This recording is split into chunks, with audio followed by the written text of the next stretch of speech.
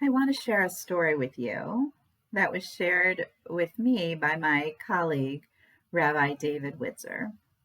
It is about a little girl who goes to her rabbi and says, I know that traditionally the month of Elul, this last month of the Jewish year, is the month where we prepare ourselves for the High Holy Days. But Rabbi, why do we need an entire month? I know most of the prayers. There aren't that many prayers that are different for the High Holy Days. We recite them every year. I just need a couple of days to review. Why is it that we have an entire month to prepare? And the rabbi looks at the little girl and he says to her, you're a student. Think about it. If you had a test and you studied for an entire week for the test, and your friend studied for a day, who's going to be more prepared for that test? And before the little girl could answer, the rabbi said, and I have another question. If you had two violinists who were preparing for a concert, and one rehearsed 2 to 3 hours a day, and the other one rehearsed 6 to 7 hours a day, who's going to feel more confident when they get up on that stage? And I have yet a third question. Say you have two runners who are each going to run a marathon, and one trains for a month, and the other one trains for 6 months. Who is going to have more stamina during that race?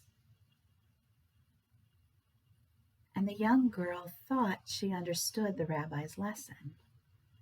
Better preparation makes you better able to say the prayers. But then the rabbi concluded, and in the end, it's not really about being able to recite the prayers. It's about preparing ourselves. It's about making amends. It is about figuring out how we want to do and be better in the year to come. That is the work of the month of Elul. So that when the holidays arrive, we are ready like the well-prepared student, the well-rehearsed musician, and the well-trained athlete.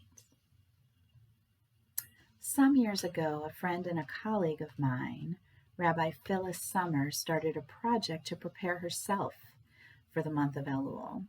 She called it Blog Elul, and every day on her blog, she would write a different post on a topic she chose that was related to the High Holy Days.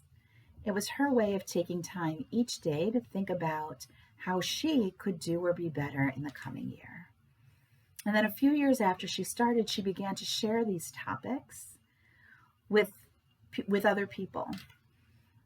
And then she knew that not everybody had blogs and not everybody was going to have the discipline to write every day. And so she offered an alternative that people could share in any way on social media, whether you had Facebook or Instagram or you tweeted. You could put up a picture or a quote. And so last year, for the first time, I participated in this project called Blog Elul or Elulgram. And I chose to do it through quotes. I would take whatever the topic was. I would find a quote that was meaningful to me and who I wanted to be in the coming year. And I would post it with the hashtag Blog Elul, hashtag Elulgram, and then I also hashtagged Suburban Temple-Kol, me, always welcome.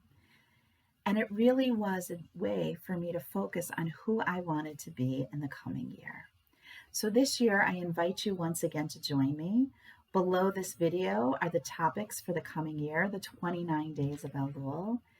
And I invite you to take the time, whether it's 5 minutes, it's 10 minutes, it's an hour, whatever you choose, to take the time each day to breathe and think about who you want to be in the coming year.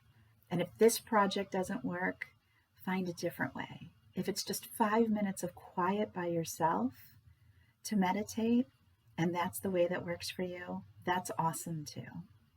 So let's all take this month of Elul seriously this year. And let's find a way to prepare for a new beginning. I wish you all an early Shabbat Shalom, and I wish you a Rosh Chodesh Tov, a happy new month of Elul.